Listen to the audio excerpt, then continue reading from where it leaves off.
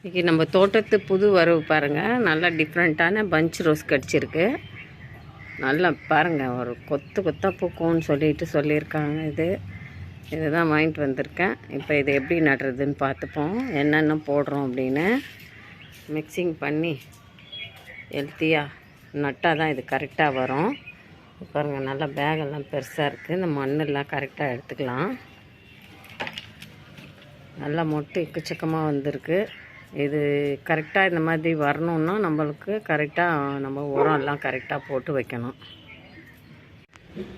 ரொம்ப நாள் ட்ரை பண்ணிகிட்டு இருந்தேன். இப்போ தான் இந்த செடி கிடச்சிது. அப்பப்போ போய் நர்சரியில் கேட்பேன், கிடைக்கல. இந்த டைம் ஒரே ஒரு செடி தாங்க வந்திருந்தது.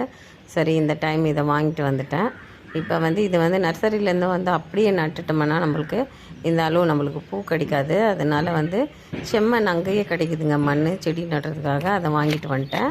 அதோட வேப்பம் புண்ணாக்கு கொஞ்சம் டீ இலை ஒரு 2 ஸ்பூன் போட்டு நல்லா அந்த பேகும் அங்கேயே கிடச்சிதுங்க. நல்ல பெரிய சைஸ் வாங்கினேன், ஏன்னா பஞ்ச் ரோஸ் இல்லையா, அதில் கொண்டு அழகாக நட்டுட்டாங்க.